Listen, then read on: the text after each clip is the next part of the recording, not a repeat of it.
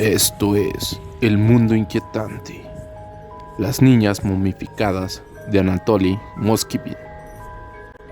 En 2011, la ciudad de Nizhny Novgorod, en Rusia, se sumía en el terror y la incertidumbre por el constante profanamiento de tumbas en los cementerios locales. Por lo general, se saqueaban las tumbas de niñas que tenían entre 3 y 15 años en el momento de su deceso. Estos cadáveres podían datar de principios del siglo e incluso de finales del 2010.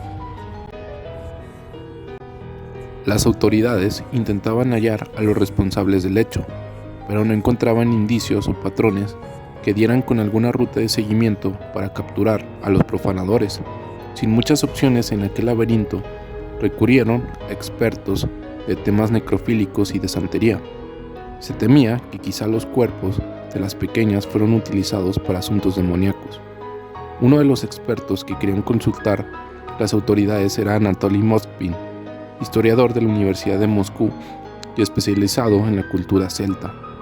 Él había participado en algunas investigaciones en los cementerios locales para un estudio antropológico con el fin de datear las causas de muerte de las personas enterradas. Las autoridades llegaron a la casa de Anatoly para buscar respuestas y las encontraron todas. Los oficiales se enfrentaron a una escena espeluznante, digna de una película de terror.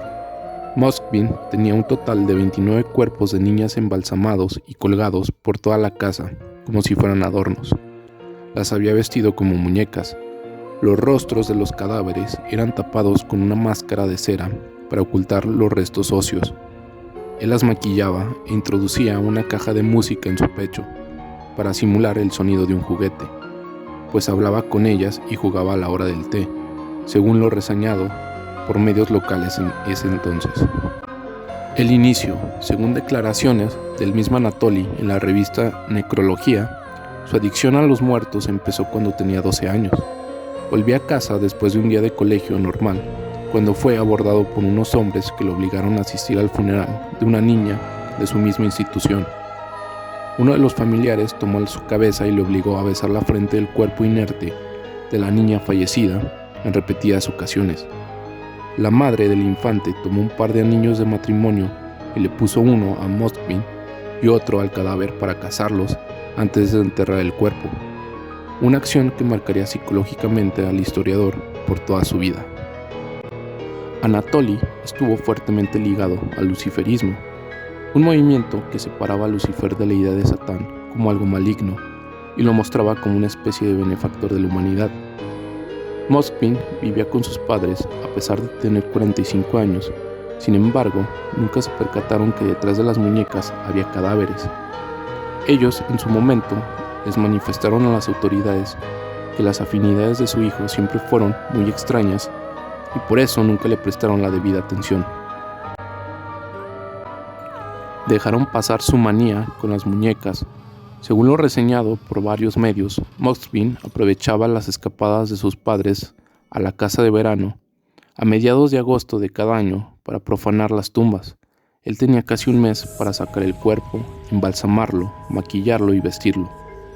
El psicólogo del caso consideró que Anatoly no era una persona mentalmente competente para afrontar un proceso judicial, por lo que la sentencia en 2013 fue enviarlo a un centro psiquiátrico. Allí duró 5 años hasta que en el 2018 los médicos tratantes aconsejaron liberar al historiador para seguir su proceso en casa. Moskvin fue diagnosticado con esquizofrenia. Los padres de las niñas fallecidas alzaron su voz en contra de la determinación.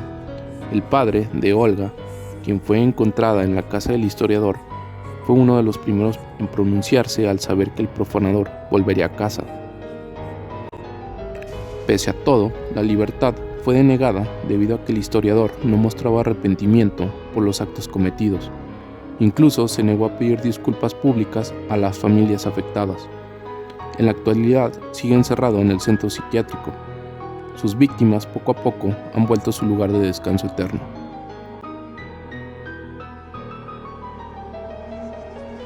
Esto fue El Mundo Inquietante.